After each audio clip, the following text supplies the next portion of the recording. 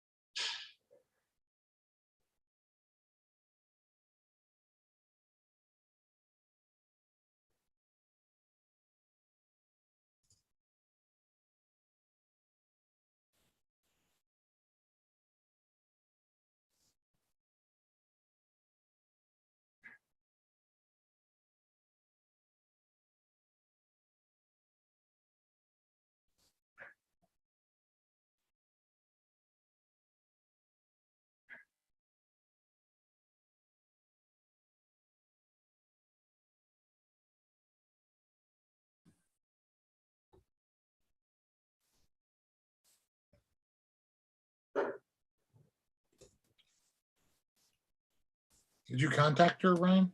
I did not get a response though. No. Well, you can start without her. I mean, you have a, I'll jump in. I'll run it then, I guess. So today is Wednesday, June 1st. It is 6:06 p.m. We are going to have the legal committee meeting of the City of Hudson Common Council. For attendance purposes, Linda, I'll just go through. Please indicate you're here by saying present. Alderman Roney. Here. Oh, here's Margaret now. Alderman Anthony. Excuse me, Here- council Here member. she is. Here she is. Perfect. You're on mute, Margaret.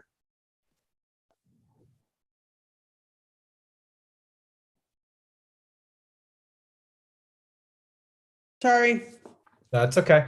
We were just in the middle of roll call, so you can, I'm so sorry. I had trouble joining. I was trying to connect and I couldn't. it's okay. We are picking up roll call, so you are present. Yes, I am. You are present. Ron is present. I know that, let me think, I think, somebody contacted me today that saying he could not join. I'm sorry. I'm That just- was Art. Art had a work conflict. Yeah, Art had a conflict. I'm just trying to, okay, I see, let's see. I see Theo is on. So you, Theo, Art is off. So everybody else is on, 4 of us are on. Yep, we've got our quorum. Sounds good. So I had sent out an agenda for tonight. We do not have minutes from the last meeting to review or approve, so I'm going to pen that. And the only agenda item I had listed for tonight was next steps following last night's meeting. So I would like to open this up to the committee to say what we need to do next with regard to specifically the issue that is most prevalent and upfront for us to address is the ward redistribution. So I would like to open this up to the committee to say, what are our next steps on this? I think we have it in email, don't we? I mean, I found the website that I've sent to everybody. I did the due diligence last night of doing the third ward new recipient. So if somebody else would like to step forward to handle, I don't know if you want to take over fourth, but no, respectfully, not my pig, not my farm. This needs to be a shared effort here. So I'm looking at the rest of this committee to do some of the work. And then Cheryl Kazluga has allegedly responded to us as well about getting I'm sorry, Ryan. Who had responded? Cheryl Kazluga, our assessor. Thank you. So I believe that should be an email for everybody regarding the addresses. So I have not had a chance to review it yet. I haven't read that. So one thing I do want to bring forward is that back in, I don't know, it was 2015, 2016, when the Fair and Equal was put out, and all of the various boundaries were laid out, and the the various blocks, etc., were laid out. At that time, no addresses were sent out to everybody. And so, I mean, personally, I feel that it's very important to send out notification to anyone in the first ward who's moving to the third, or anyone from the third ward who's moving to the fourth, particularly the third ward to the fourth, because those individuals will be moving from one polling station to another. So from the perspective of disenfranchisement and showing up at St. Mary's and finding out that you're actually supposed to be at the fire station, to me, that's really a significant issue, is to make sure that the 40 individuals who are in the currently in the third ward, who may be in the fourth ward, they need to be notified in person. I know that they will get their voting cards telling them where the polling station is, but I really do feel very strongly that some notification needs to be sent to those individuals. But going back to the documentation in 2015, 2016, when we went through Fair and Equal, there was actually no notification to every address in Hudson as to where they were going to be based on Fair and Equal. It was just a map, and we went around and we talked to people and we said, your block is going to go here, your block is going to go there. So I part of me is wondering, why is this such an issue? I think it's less of an issue, and I think it's just that the extra step can be taken to make sure that people are informed, and that is what we're hearing from our constituents, right? So if it's within our power to be able to do it, Absolutely. put a little bit of the effort into it. That is all. Completely agree. I think that just something that is a historical precedent doesn't necessarily have to be the precedent moving forward. And this council has the opportunity to improve, I think, on the communication. And, Ryan did it in a single night. I'm more than happy to pull the list of affected addresses and to communicate it. I think that we should just move forward with the presentation and just getting these addresses out there. And I think we had a really helpful, fruitful discussion last night talking about this. And I don't think that we need to retrace those steps of why this is a big deal. I think people have said why it's important to them. I think we listen to them. Everyone is acknowledging all the work that's getting done. And I think we have really clear steps of what to get out and why. And I just think that we always have the opportunity to improve on the past. And this, in a very small way, is our part at building a better future. So. Yeah, no, and Theo, I completely agree with you. And with regard to the individuals moving from the first to the third ward, and this is really important. This is actually really important from the point of view of disenfranchisement. First, second, and third ward vote in St. Mary's.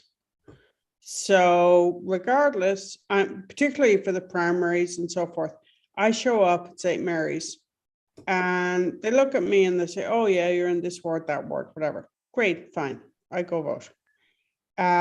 What's critically important is the individuals moving from the third to the fourth ward, and there are only 40 in the data that I had, there were only 40 individuals in that category. But that's critically important that those individuals know. Yes, they will get their thing in the mail, which they may ignore. It's critically important that some notification be given to them that their voting place is moving from St. Mary's to the fire station. Because somebody showing up at St. Mary's finding out, oh, no, you're not registered here, you need to go somewhere else, then maybe they don't vote. And to me, it's critically important that those individuals know ahead of time that they need to go to the fire station and not to St. Mary's.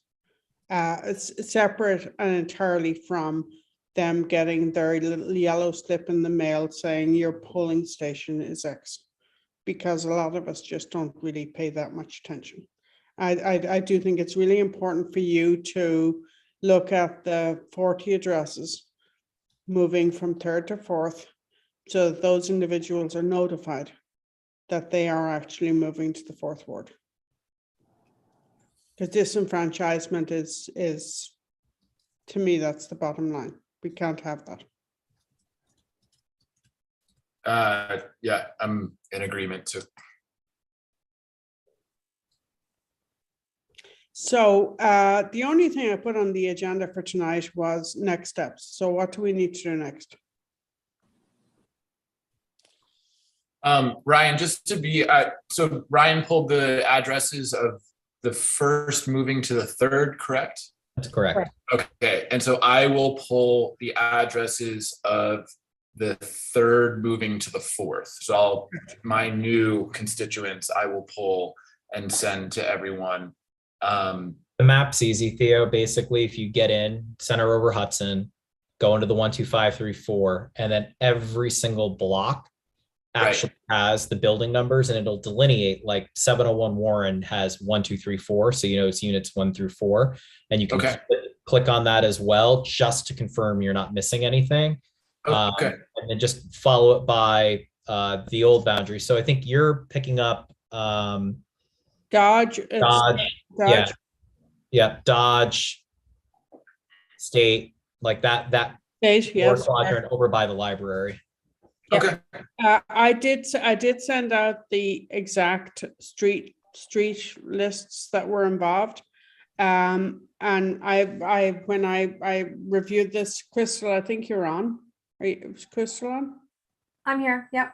Yeah, so I did review the fact that like there are these boundaries, and when there is a street that walks, that boundaries one versus the other, the east side versus the west side will be the boundary, north versus south will be the boundary, and so forth.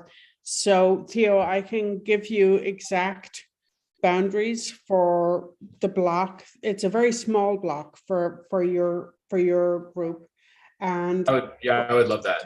it's very small. So what Ryan picked up was, which Ryan I had actually not picked up on, was the alley, Cherry Alley, I think. Correct. You picked up a couple of addresses on Cherry that I had not picked up on, but it was like, it's this boundary of, God, I got north and south so mixed up. South Union, east of Worth, and so forth. So like there's this little block, and you picked up the alley that fell into that. And then 7th, it's the east side of 7th, right? It's the east side of South side of 7th, but yeah. What? Yeah. Sorry. No, that's okay. But yeah, no, Theo, do you know what your original boundaries were? I mean, if this was a quiz, I might not. No, I know the. Hey. I know I could walk it and I could point it. We're yeah. going to start there and then go into the presidents and vice presidents by order. Theo, this is absolutely a quiz. No. Okay. But if you know what your original ward boundaries were, outline that compared to what's the legislation that's proposed, and that's where on the map it will reveal itself as you go along of like what it is that you're picking up. It's a very small little block, and I did actually delineate it in one of my emails. What I'll do is I'll go back and tell you east, west, north, south, and then if there are any alleys in between, which Ryan had picked up in the first ward, which I had missed out on, the Cherry Alley, I had actually completely missed on that. If there are any alleys in your little block, then you need to pick those up. So, and then So one of the Margaret, I just want to finish because you asked the question go on, that go I've on. answered twice now. Yeah. What do we need to do next? So Theo, once you've got that, it needs to be compared to what Cheryl has sent through. So Margaret, can we charge you with making sure that you've got the work that's done compared to what the assessor has sent? Great. Yeah, so one of the things I was thinking about that, Ryan, this afternoon. There are multiple sources of addresses. There's the Board of Elections, which is incomplete. You have a set of addresses. We have potentially addresses from the post office that we can verify. When I was running as a write-in, I sent first class return mail to everybody in the first ward, and I based that on Board of Election addresses. And I received back, because I did it first class with return address required, and I received back a lot of mailers where the post office was saying no such address. So what I'm thinking is we need to take these multiple sources of addresses and err on the side of including an address that one source says exists and another source hasn't found. So I would like to err on the side of including all addresses as opposed to saying, let's say you have 3 sources. Address number A, 1, 2, and 3 agree exists. Address number B, only 1 and 2 says exists. I would be inclined to say that if an address exists in any one of the sources, then it exists, and we try to send a notification to that address, because I have found a lot of discrepancies in these addresses. So I would be inclined to err on the side of notifying anyone at an address that is either in the Board of Election list, the post office list, the list that we get from the city. If we have any reason to believe that this address exists, I think that we should send a notification to that address. That would be my preference. And I did find a lot of discrepancies in the mailings that I did from the Board of Elections versus what the post office was saying was an actual address.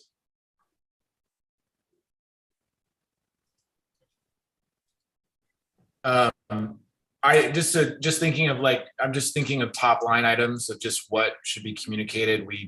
In terms of next steps, Ryan, we have those addresses. Margaret, I'm hearing that we should, err on the side of caution when it comes to sourcing addresses.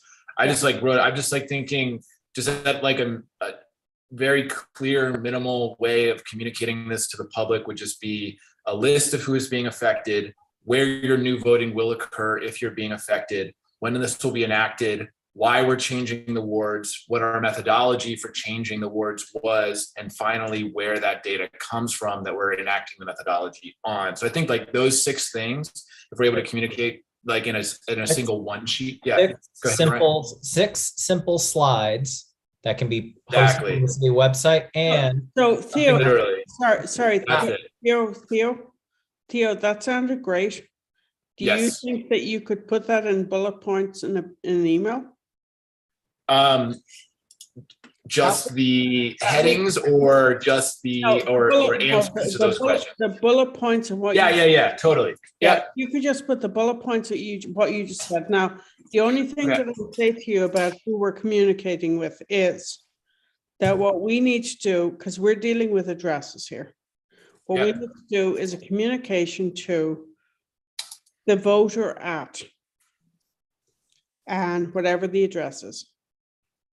Yeah. And then when we come up with a little card or whatever saying to the voter at, here are the issues, this is what's happening.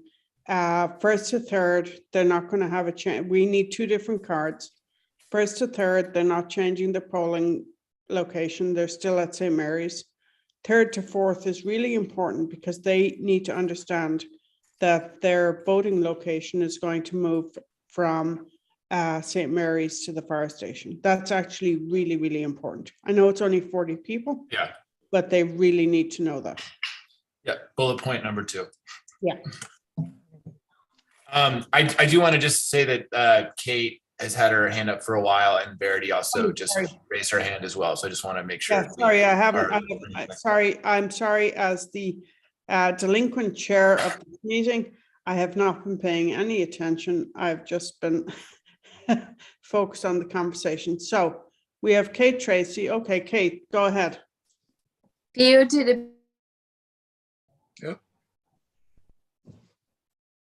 Sorry, I can't hear. I think we might have lost her. Do you want to pass it? Oh, there you go. Kate, you froze. We got, I think you were saying Theo and you froze. Yes, I just said that Theo did a beautiful job of saying everything that I wanted to say. The only addition I would add is, 40 people who are confused about where they vote makes a huge difference in the city of Hudson. So my recommendation to the Common Council would be that whoever represents the affected folks in those wards, make sure that they know where to vote by reaching out to them individually. So Kate, the only thing I would say to that is that there are 40 individuals. I'm not quite sure how the census numbers count as to whether they're individuals, but those 40 people are not necessarily people who are registered to vote or who have voted. But Well, certainly, I think it's- I'm sorry, no. sorry, Kate, can I finish? No. Kate, I would like to finish what I'm saying. I would like to finish my sentence. No, I would like to finish my sentence. I am not allowed to finish my sentence. So what I would like to say is that certainly I feel very strongly about the fact that the individuals who are moving from one polling place to another absolutely need to be reached out to individually. I am absolutely committed to that. I am absolutely committed to ensuring that there's no disenfranchisement. But I'm just saying, on a reality basis, those 40 people do not necessarily represent 40 people who are voting. That's all I'm saying. well, yeah, I would agree with that, but it is your job to represent the entirety of your constituency, not just those who are registered to vote. So, I agree. I agree with Yeah. you completely. I agree with you completely. And by the way, Kate, the third and fourth wards are not my constituency, regardless of which I am just as a regular registered voter, absolutely committed to everybody having every access to voting. And that has always been my position. It continues to be my position. And Great. the one thing, as we were looking at all of this, that I was most concerned about was the movement of the 40 people from the third to the fourth ward. And that was Great. the thing that I was most concerned about. Yes, and since you have been leading this charge, I would also expect that you, as a general member of the Common Council, would take the initiative to reach out to those 40 people yourself. It has always been my position that we needed to reach out to everybody who is going to be impacted by this. So you are going to do that. I do not represent the third ward or the fourth ward. It doesn't really matter. Are you going, Margaret Morris, are you going to reach out to those folks? I am going to work with the members of the council to ensure that everybody impacted by this is contacted and that they know what is happening. Great. And you'll report back to me and make sure that I know when that has. I will report back to the Common Council. Sure. So Tom, will you let me know when that's done? The legal committee will report to the Common Council. The Common Council will all document everything that occurs in the Common Council is in public view. Everything that we do is in the public view. Thank you so much. Just a quick question, just to clarify what we're talking about here real quick. Are we talking about notifying people with the proposed ward boundaries or after we vote on passing these ward boundaries? Like, at what point are we talking about notifying people here? Well, I think that it's the Common Council's responsibility to hold a public hearing about what the proposed changes are about the ward boundaries. Yeah, no, and I'm totally for that, and I get you on that, and I think we absolutely at a minimum should do that. What I'm saying is, like, maybe people, I'm wondering at what step do we reach out to people? Do we say, hey, what's up? You are moving from the third to fourth, maybe, and then come see this presentation? Or do we have this presentation and then if we pass it, then we notify people? I know I'm like opening up a can of worms here, but it occurred to me we could be talking about two different points in time. So Theo, in terms of history here, around 2015, 2016, I can't remember the exact date, when we went through Fair and Equal, just for everybody's information, we went through a process where all of the wards were realigned. They were realigned based upon population. There was a referendum. The boundaries were established. Maps were established. And those of us who were presenting this to the people of Hudson went around and presented to them and said, this is where you currently live. This is where you would live in the future. There was no mailing of everything to every address in the city of Hudson. It was about boundaries. It was there was nothing of what's going on right now. in Yeah. the Conversation. And- No, let me finish. Let me Yeah. finish. None of that occurred. There was a discussion around this is this block, this is that block. You're currently in the third ward, now you're going to be in the first ward, blah, de, blah. There was a referendum. The people of Hudson voted as to whether or not they supported it or they didn't support it. And there was no major emailing to every single person in the city of Hudson as to where they were or not going to go.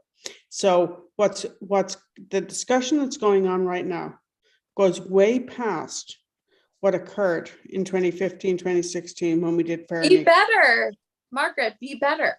Do a better job. It's also really a false representation and a poor analogy, but I'll wait till I get called on. So all I'm trying to explain to Theo, who was not here during fair and equal.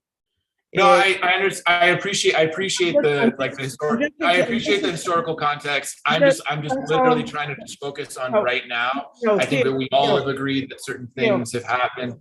I'm on the same side as you here, Margaret. I'm not even arguing this. I'm just trying to figure out a clarifying question of Theo. when do we No, notify the public of. I understand that. Yeah. I So understand. do we do it now when we're proposing it, or do we do it after we've done the presentation? And that's just what I'm trying to get clarity on. My recommendation is, and Okay, Theo, I yes. completely understand. I'm just giving you context here, okay? So I Yeah, can. we're all on the same page. We're all on the same team No, here. I'm good. Team No, Margaret is no. Theo here. You know, Let me we're Okay, let me finish.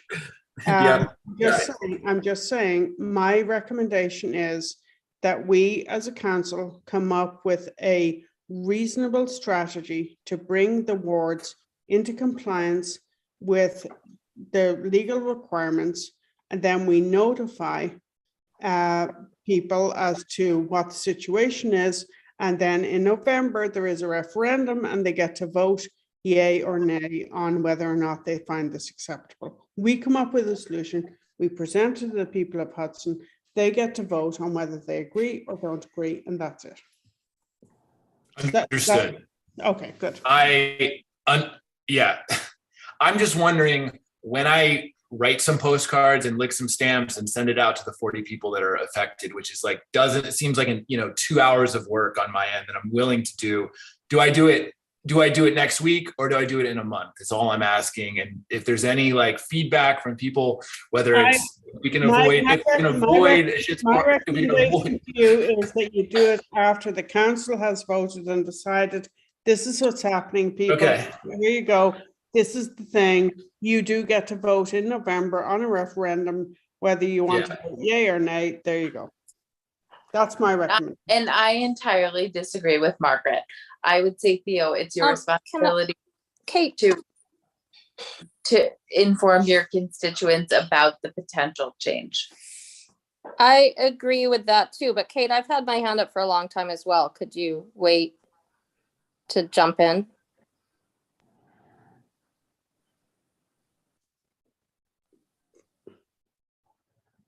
Margaret, I believe Verity's asking for the floor. Sorry, what do I need to do? Hi, yes, I would just like to comment, and given that I've had my hand up for a really long time as well. Is that okay now or no? I can hear you. Yeah, I think everybody can hear you, Verity. I know, I just didn't want to jump in out of turn. So is it okay for me to speak now? Cool. Yeah, no, that's cool. All right, thank you. So I appreciate very much Theo's, attempt to clarify this, because, from the perspective of my perspective, for my requests that I've made personally, as well as those that the HCDC has made, our concern has been that there be better understanding of this process in advance of a vote, so that, the public can comment with knowledge and understanding. And so the discussion of notification is very important. And I really, really appreciate, Margaret, how, careful you want to be about that very much. But at the same time, I think we need to take a step back and think about, well, what are the next steps, as Theo said, in terms of letting the larger public know that there's a potential vote very soon on something that could affect not only the people who might be moved, not just those 40 people, but everyone should understand the process.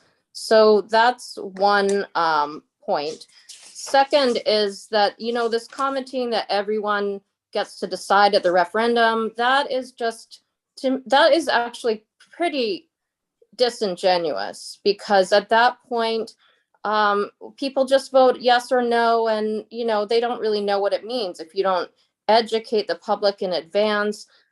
Saying that the democratic process should come down to like the referendum in November is really, really not helpful in terms of educating the public in advance, making sure that they understand what's happening, that we understand what's happening, that the data is shared, that the methodology is shared, we can replicate the results. That's what we've been asking. And that's what I hope will happen, like really, really quickly.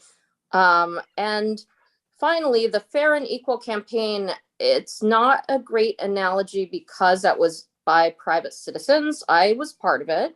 And there was a year-long education campaign before the local law was drafted and before the resolution. It was over a year, I believe, actually. I remember, working on it in the summer of 16. I mean, it went on for a really long time. So the point is that for sure we had maps. Everyone in the city had access to maps, to addresses. And in fact, I was on the Democratic Committee at that time as well. And our committee split about it over the matter of the addresses, because some people didn't want to be, districted out of their ward and voted against what I thought was the greater good, because they didn't want, to be redistricted. So we certainly knew way, way, way before the council proposed any legislation or resolution. So that is not really accurate. And as somebody else said, it really isn't that helpful to just kind of cite a precedent anyway, even if it was. So yeah, so I would just really like to hear what are the next steps about figuring out how to get the addresses, which you guys have already started to solve. Thank you. And let the public see if they can replicate your results. And then, before you vote. Thank you. I think that it doesn't seem like a whole lot more work. These are things that we have to do anyways. And if it lets the public into the conversation to release these addresses, and in a way there's a conversation about how we're going to do that. I think that people will be more inclined to pay attention to what's going on if they know that they are being affected. So, a lot of people don't necessarily pay attention to city council, I'm sorry, but, and they are more inclined when they're being affected. So I think that if we're going to be doing this, it's really not that much. I have these bullet points. We're happy to write a sentence or two for each one, have the list of addresses ahead of a presentation for an informal meeting or whenever we're planning on doing this presentation, and then have people show up and give informed feedback, which I think will actually only improve the conversation and give people time to prepare alternatives should those arise. And I think that doesn't seem to be a losing proposition to any of the different perspectives at this table right now. So I think that I just think the real question for me is, if we do go forward with that timing and that sort of chronology of events there, how do we get the information out to people? Would HCDC be willing to partner to sort of get it out through their Facebook or Instagram or whatever the kids are using today? And then, just to get these maps and stuff out there, do we need to go with the mailing ahead of this? That is maybe a step more of involvement, but it'd be really easy as Ryan said, just to have 6 bullet points, 6 slides, very simple stuff, It And a could be map. on- And a map. And a map, like the mayor could post it on his Instagram, people could post it on Facebook, So Theo, and then just go from there. Yeah, I think you're bringing up some very good points. I think getting information out is very important. Thank you, Margaret. While there may be only 30 Republicans in the wards impacted, just from a nonpartisan perspective, I would prefer if this were not disseminated through the Hudson City Democrat, even though I am a lifelong Democrat. Right. I actually agree with you. Sorry, Mark. let me finish. I would prefer if this was not disseminated through a party-specific entity. I think that the city website is a good option. I think that the mayor's Facebook page is a good option. But personally, despite the fact that I am a lifelong Democrat since I became a citizen in 1988, I would prefer that this not be disseminated as a party-based thing, despite the fact that, you know, based upon all of the electoral stuff that I went through when I was running for office, there were only, I think, 28 Republicans in my ward. I would rather not have this disseminated on a partisan basis. I would like this disseminated to everyone who lives in the first ward, who might move to the third, everybody in the third ward who might move to the fourth on a nonpartisan basis. I 100% agree with you. Good, thank you.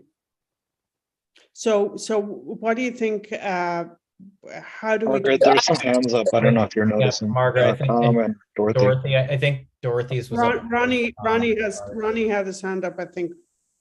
No, I'm just notifying you there's other people that have hands up. Thank you. Oh, thank you. Dorothy, will you go first, please? Yeah, I just want to say that I'm, with the Hudson Democrats, and I'm very happy to help come up with some slides that make all of this very clear as to whether they're on our website. I mean, wherever they are, I don't think it really matters. I think they could go, we could send them to the Republicans for them to disseminate if they want. But the point is, there should be some slides, and I'm happy to help work with Ryan and whoever else wants to work on them. Okay, thank you for that. I just think it should be disseminated in a nonpartisan basis. I mean, yeah, I hear that also. I think, like, honestly, if PETA wants to post this, like, cool. Like, I'd like whoever wants to put it out. I personally, that's my feeling, is just get the message out there. But I do hear that if it is only coming from HCDC, it does potentially pose a problem. We could reach out to, the Republican contingent, whoever is here, to see if they wanted to post it as well. I don't necessarily have personally strong feelings about that. Theo, ideally, this should be disseminated on a city website. Yes. Okay. Yeah. The city website isn't necessarily realistically getting the most traffic. So if we want to reach the most people, I think that we need to go through like where the people are and not make people come to us. So just, if I could just like finish this real quick. Yeah. So we're like really clear with some takeaway items, we're making slides, we have bullet points, we're going to disseminate this before the next, whenever we present the presentation on the ward redistricting. Are we okay? And just like feeling the room, like, cause I don't know, like, are we okay just doing the slides and posting on a city website, or should we be doing slides and the mailing? I mean, I would personally just like probably prefer just to do the social media and like posting outreach versus the envelopes. But if there is pushback, and people feel really strongly about sending mailers to everyone, I'm willing to explore that as well. I just wanted to like throw it out to the room to see what the temperature is there. Just we have like, we're really clear about what we're doing. I think the social media stuff, and we can figure out what the appropriate venue is for the social media. I think that's important. But I feel very, very strongly about notifying particularly the residents of the third ward who are moving to the fourth because their polling station is changing. And Yes. I know it's only 40 people, but I feel very, very strongly about notifying those people in writing instead of just the yellow card that they get right before voting. I think it's critical an enfranchisement perspective to make sure that those people have a heads up that Yeah. they're not going to be showing up at St. Mary's, they're going to be showing up at the fire station. To me, that's absolutely imperative. Yeah, loud and clear. I mean, we're, in No, agreement. I'm not as worried about the first to third people because they're going to show up for a primary. Oh, I thought it was in the first ward. Oh, now I'm in the third ward. I still get to vote in the primary. I'm not that as worried about them, but I'm really, I absolutely think that the third to fourth people need to be notified by mail.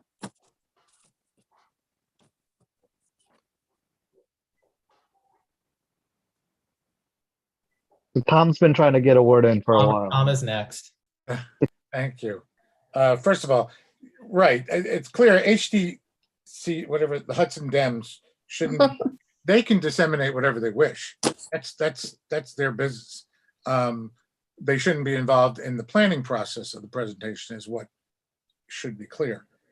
The other thing I want to say is that, like Theo, I agree that this is a presentation that we should we could do this pretty quickly and let everybody know about it.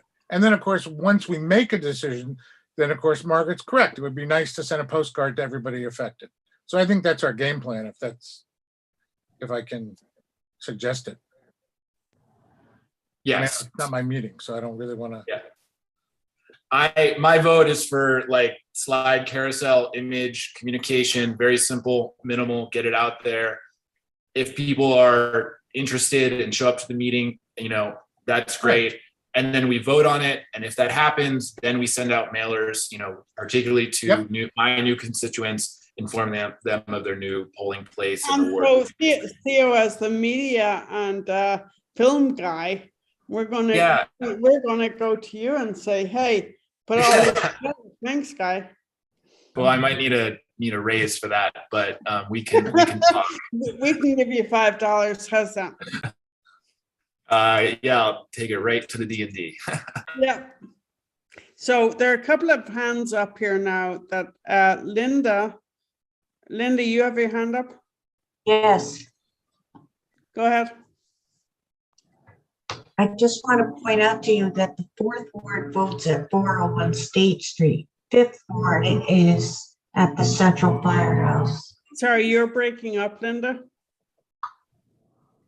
The fourth ward votes at 401 State Street. The fifth ward votes at the Central Firehouse. Don't fourth and fifth vote at the Central Firehouse? No, No, Where does, no, where does, sorry, Linda, thanks, but where does fourth vote? I voted 401 for State. State Street. I'm sorry, can we let Linda speak? Linda? 401 State Street, the county building. Oh, they do. Okay. Thank you very much for that, Linda. I have been in first and third over the last 12 years, so I'm in St. Mary's, but thank you for that. I thought there were only 2 polling stations. I did not realize that there was a third. Thank you very much for that clarification. Let's see, I'm looking at hands raised. I see Kate, I think. Kate? Tracy, but you're muted. Yes, I just want to reiterate the point that I made last night, which I think this is really an opportunity for the council to inform the public in a really clean and clear way about what this means, including like how the census affects our wards in a really, a meaningful way. And so that's the thing I'm missing from this conversation is like, how are you as our representatives going to inform the public about what this process really means to them? That's So my Kate- question so for you, Kate- Margaret. So Kate, would you like to elaborate on what substantial difference you think this makes to people in Hudson with regard to their representatives? No, I would like for you to elaborate on that. Well, you Because raised the issue, so I'd like to know what you think. I I think it's your responsibility as our representative to make sure that the public understands how you are making the decisions that you are making. Okay, that's fine. Thank you. That's not quite the same thing, but that's fine. Verity, you had your hand raised? I'm sorry, I'd like to follow up. So what do you mean that's not quite the same thing? What does that mean? Well, you were suggesting that somebody moving from as I understood what you first said, that there was so my perspective, like we're a village basically of 6,000 people. Technically, we're a city, but we're a village of 6,000 people. But we are a city. Just a moment. We're not a village. Just a moment. No, excuse me, Margaret. Like, we are a city. Okay. By all accordances of New York State, we are a city. I understand that technically we are a city. Right. We are very. And you represent a city. You asked me to respond, and I'm trying to respond. Would you like me to respond, or would you like to respond on your own behalf? At your leisure. I'll respond. No, May I speak? May I speak? So Kate, I don't know why Theo is showing up laughing his head off, but he is. All I'm saying, Kate, is that we are a very small community. And yes, in this very small community, I represent about 1,000 people. But I also feel that I have, as a public service venture, chosen, and something I feel very strongly about, is that we need to break down the wards and we need to function as a community of 6,000 people. And I don't see myself purely as representing the 1,000 people who voted for me, or the whatever 100 or so who did, because most people don't vote. I see myself as representing this village, and I do say village of Hudson. Yes, technically we're a city, that's fine, but I see myself as a participant in a community endeavor here for approximately 6,000 people. So, you know, I'm not really sure where you're coming from here. I don't know what else to say. I think if I could just like translate real quick, I think that it's just maybe it's not something to like answer right now, but just something to think going forward, is just that the census is not just, you know, a statistical exercise, but it's a real display of power, and historically has a long history, you know, historically, you know, it has played a large part in, you know, shaping the city and, you know, affecting who gets to make decisions within the city. And as members of government, that we need to be aware of this and be communicating that, you know, we are both aware of this power and, you know, wielding it in a responsible way. So I think that, like, not to like, you know, I'm not, you know, gonna write an essay here, but I think it's just like important stuff to keep in mind as we go forward and make these decisions about what to communicate and, you know, how to make the functionings of government legible to the public, which is something that I think we're all on board here with. Kate, I hope I did justice to the prompt. Yeah, you did way better than me. Okay, cool. One more gold star. Cool. Yeah, I think that that's just like a really fair thing to ask of us, and, you know, doesn't even need to be like a divisive thing, but like something that's openly talked about. That's just like, you know, it's not just a statistical exercise, right? And that these things are shaping, you know, and we saw a lot of foul play with the census, you know, in the past couple of years, and, you know, is having active shape on not just our community, but also, you know, a lot of these redistrictings in New York State, and, you know. Yeah, but Tia, that's way outside of what's going on in Hudson City. Right, which is why I'm not trying. I don't even think we have to like let's bracket it to Hudson. I'm not. Okay, I'm just trying to keep us focused. Okay, so, and I know you want to keep us focused, but I'm going to come in here now as somebody who I do data analysis and performance measure analysis. as my Right. day job, okay? And I want to say to you that the 10% discrepancy from one area to another and so forth in large populations is a very significant thing. What we are dealing with in Hudson, which is a very tiny, tiny municipality, is a blanket 10% rule that actually is kind of meaningless in our context, because we're talking about moving 75 people from the biggest ward into another ward and then 40 people into a different ward to make that a little bit bigger so that we can shift people around just to be in compliance of a 10% rule. And frankly, in reality, my first preference, and looking at all of this, if Crystal had been able to come up with a rationale where it would be okay for us to do nothing, my first preference was to leave the ward lines alone. Because the rules, which are fine when you're talking about 100,000 people, 200,000 people in a particular constituency, 10% makes a big difference. In our little world, we're dealing with shifting 75 people for no good reason from one ward to another ward and so forth. And honestly, on just on a numerical basis, on a statistical basis, really this makes no sense, but we're trying to comply with the state laws and with the federal laws. And we're shifting things around in a way that personally I would prefer not to have to do. But that's what we got to do. And so I just want to put that out there. My first preference would have been to leave everything alone. And nobody, you know, I know nobody wants to hear that, but that would have been my first preference, because a tiny little place like us, 6,000 people, do we really need to be shifting 75 people from A to B and another people, you know, from C to D? This is bureaucracy at its worst. But we have to comply. That's all I'm going to say. Could I say something? No, I have a quick question, Margaret. Why did we start this whole initiative if?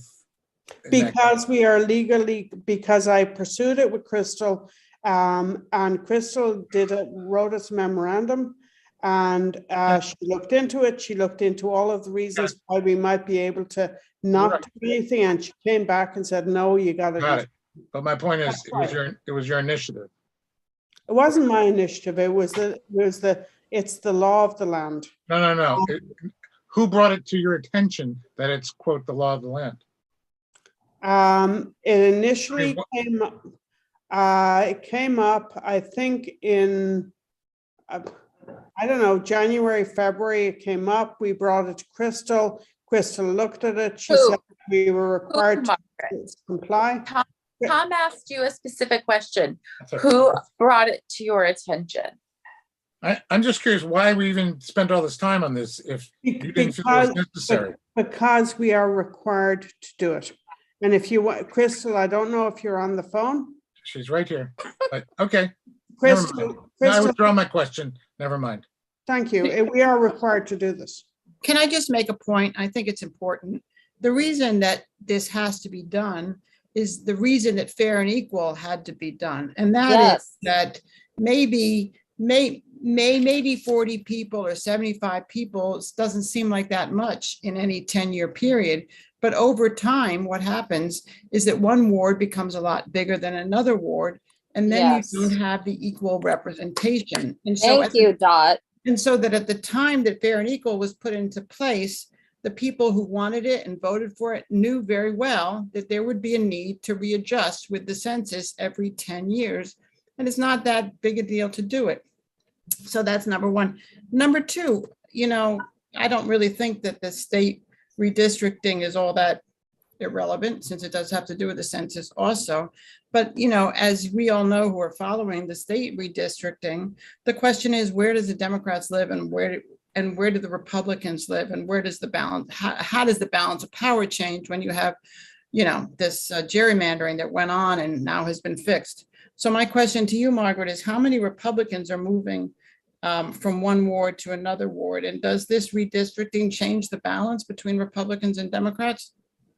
I did not look at any of the political affiliations because. Why not? Isn't that kind of basic? No, to me, it's not. Why not? That's what you're supposed to do, is make sure that there's no, gerrymandering, that it keeps what was there. And you're also Right. supposed to look at the ethnic things too, right? I mean, that's the substantive discussion that the Hudson Democrats thought would be going on. Exactly. If you want me to look at the 28 Democrats and where they live, I'll be happy to do so. We want the raw data and the addresses so we can do it ourselves, as we've asked many times. That's what we want.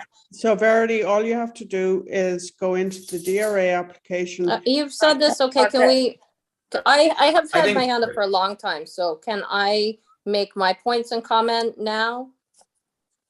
Or no? Yes, go. Okay, so, yeah, so first of all, I think that what Theo said was extremely relevant, and I was kind of horrified, Margaret, to hear you say that it was not relevant, that it didn't have to do with Hudson at all, because it does, I'm sorry, what can he you- was can saying you is a specify- version can you of what he specify? thinks political education and the obligations of democratic representation are. And I think that's at the heart of what many of us on the Democratic Committee have been asking for. Like, we really want to be able to portray to the public so that they can decide, for themselves, whether something is in their best interests or not. And the idea that it doesn't matter because there are only a few people, et cetera, that is just very problematic. But, it occurs to me. Sorry, I'm sorry, Verity, can you clarify what you mean by there are only a few people, et cetera, et cetera? What You stated that, Margaret. You said, so I was putting two things together. First of all, you dismissed Theo's philosophical kind of musings about democratic representation as irrelevant to Hudson. I strongly disagree as a political philosopher myself. Second, you said next that data analysis is my job. This is only like 75 people. It really doesn't matter that much at the margins. And Dot has already responded to you in that regard about how the very spirit of fair and equal was about that. And it does matter, even if the numbers are small. So I won't belabor it. But I'm saying that those two comments seem part and parcel of a view of democratic representation that is at odds with the one that we have been working from in asking you for this information. And so, it occurs to me that when you were talking about that, I remembered meeting Antonio Delgado for the first time. And I asked Antonio Delgado, I said, hey, I saw that you are a political philosopher in undergrad, which is awesome, cool. And he did, he in fact went to Oxford and did his Rhodes Scholarship, to study political philosophy. I'm like, wow, I actually have a potential congressperson who's a political philosopher. So instead of asking him a political, like, nuts and bolts question, I asked him there are classic theories of representation, and while the dichotomy is too stark, some people align with Jefferson and they say, you find out the will of the people, you find out what people want, and then you represent them and you do their will. And then the other person is embodied by like Edmund Burke. And Edmund Burke says, oh, you elect me, and then I'm your delegate. And I will decide what is in the best interest of the people. And I will do what I think is in the best interest. And I kind of see these two visions of representation at odds here. So I'm sorry if to you that is too far of a stretch from like the immediate conversation, but I want to support Theo's comment that this is entirely relevant. And we on the HCDC have been aligning ourselves with the first vision of representation, which is find out what the people, make sure the people know what's going on. Don't just decide what you think is in their best interest and tell them later, figure it out like ahead of time. So that's what we're asking. And so to that philosophical rambling, thank you. And I apologize thank you for indulging me for a moment. I should note that Delgado refused the dichotomy, of course. He said, no, I totally understand that those are two opposite views and I have to try to figure out how to do both. And then he gave a really nuanced answer after like an initial flash of panic, because it had been a long time since he had done political theory. But and I believe that he has managed to do both. But in any case, I digress. Attached to that philosophical rambling is that we on the HCDC asked some very, very, very specific questions in our letter. And, I thought that we were moving forward from that. And I hate to have to ask them again, but I will. We need the link to the data that you used, Margaret, to apparently, you said last night that you attempted to replicate Steve Dunn's, attempt at doing this, and Steve's map, which is great, because before that, to our knowledge, the only person who had done that was Steve Dunn. So that's awesome that you did it. You said you sent that link to the data to Crystal Peck, the attorney. So could you please send it to us? And, that should be shared with the public along with the app, the app, and a statement of the methodology you used, any controls, any constraints, what filters you used, etc. Like, there just needs to be something put out there so the public can attempt to replicate your results, not just us on the HCDC, but anyone in the public who is interested. So sorry that was so long, but thank you very much. Everyone's noticed, that's not my dog. That's mine, sorry, which is why I'm muting myself, besides that I had stopped talking.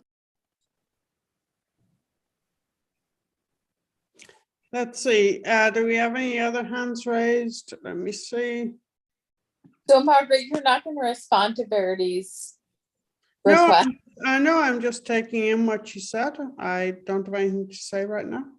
No, I think it's all been raised, and I think all these points are like really good just to take forward into like this next step of the process, which is just like, just taking the theory and putting it into action. We're getting those addresses. We're gonna get some simple, clear communication. We know the timeline of when we're gonna do it. I think we're on track for doing this. So I think it's nice to see, despite all the different perspectives in the room, I think that we have actually arrived at like a very manageable plan going forward. And so I think I think that we're all on board with just communicating this in a really clear and effective way. I think the response will be in the action of getting these bullet points out. Yeah, that sounds really good, Theo. So I just want to make sure that I'm reiterating what you just said, which is essentially you're going to provide the data. You're going to communicate to the public really clearly and specifically via the city's website. Yeah, I'll just say the bullet. Sorry to cut you. I'll just say the bullet points again real quick, and then like maybe just let me know if there's like anything else that we should bring into consideration, which is That makes sense. a list of addresses that are being affected, where the new voting will occur if you're being affected, when this will be enacted, why we're changing wards, what our methodology was, where our data came from, and then as well a new map of the wards. So I don't think we're going to like be attaching Excel spreadsheets, but we can point to the census data and stuff like that to replicate, anything these findings. So Theo, those are I'm the- sorry, could you go through that list again? I didn't write it Yeah. down. Okay, sure. I'm happy to forward this as well. I just okay. So number one, why we're changing wards. Number two, a list of addresses that are being affected. Number three, where new voting will occur if you are being affected. When this will be enacted is 4. 5, what our methodology was. 6, where our data came from. And 7, a new map of everything. And Beautiful. Theo, if you could just send an email with that to Yeah, it's in your inbox now. the legal committee, that would be very helpful. Yep, I just sent it. Thank you very much. That would be very, very helpful. Thank you so much. Cool. Yeah, I think it's like represents a lot, but it's actually like pretty startlingly clear what to do next. So I'm looking forward Yeah. to doing that. Yeah. And thank you to both Ryan and Theo and to Margaret and the whole legal committee for working on the addresses, for getting started on that already. That's excellent. Thank you. Yeah. Just to be clear, Verity, the address situation is complicated. And we have a number of different sources for addresses. I heard you at the beginning. I know. I understood your point. Thank you. I get it. It's tricky. And what we need to make sure of. Hey, Margaret, I'm going to interrupt you here. We keep going in circles right now. Yeah, okay. This meeting should have been done in about 20 minutes to get done exactly what we need to do. Respectfully, can we cut the shit? I'm missing some things I have to do for work. Do we have anything else that needs to get done tonight, actionably, or else stop wasting my time and give it back to people? So Ryan, you can by all means drop off. I just want to make it very clear to Verity that there are multiple sources of addresses. And what I would like to do is, if we have 3 sources, I would like to make sure that every address, if there's an address on source A that doesn't appear in B and C, an address on B that doesn't appear in A and C, that we will include addresses rather than under include them, because there is no real clean, verifiable Bible of correct addresses. That's my. Now, how can that be when these people are actual people who are going to have to go to actual polls to vote? How can there be ambiguity? There's a lot of, trust me, there's a lot of ambiguity. You were gone when Margaret went through this at the begining of the meeting, so. Yeah. Okay, but I was there's just, got to be, a simple list of addresses. Let's not carry back through the whole quickly. thing. Trust me, there is not. Well, then how are people going to know how to vote and where to vote? The Board of It, Dorothy, when I was running and I got all of the addresses from the first ward from the Board of Elections for everybody who is registered, I sent out first-class mail to everybody with an address in the first ward, and I got back over 100 pieces of mail from the post office saying this address does not exist. Right, because the Board of Election has bad addresses, but we should be able to get the addresses from the census blocks. Yes, also it's really. No, we don't need to get into this. We really do not need to. can I just say that? Sorry, Theo. To Ryan's point, Yeah. we do not need to get into this. There Yeah, are multiple sources of information. We're going to overlay them, and what we're going to do is make sure that we take the broadest approach to ensuring that any potential address receives a piece of email. That's it. Margaret, yeah, just like Margaret, I think the simplest thing is if you just send the different databases that you're pulling the addresses from, send it to everyone, maybe write a quick sentence or two saying where the discrepancies are, if there are any, and just send it out to everyone, just so that we all have it. And I think we're good to go. Email already. Yeah. They're in email. Cheryl Kazluga, as I said at the beginning of this call, an hour and 14 minutes ago, has already done the due diligence of, based on the streets that Margaret's provided, shared the addresses. Margaret, there's a button called forward. Hit that and send it out to everybody so that they have these, please, because they're the addresses that vary by the city. That would be according to the tax office, right? And the taxpayer base. You got it, Ryan. Should be accurate. You are right as always. Thank you so much. Oh, I try to be, and I try to be a little bit more efficient with people's time, Margaret. Cool. Motion to adjourn. Seconded. Thank you, everyone, for having us. Thanks. Bye. Yeah, thank you for all your valuable contributions. Sorry. From the committee members, can we get a vote to adjourn? Regardless of the members of the public, can we have a vote to adjourn from the committee members, please? I vote to adjourn. I vote to aye. Thank you. I think Ryan's off, but I think that's clear enough. Yeah, I think that's a vote to adjourn. Yeah. All right. See you. Thank you everyone for your feedback. See you all next week. Yeah. Yeah. Bye. Week after me.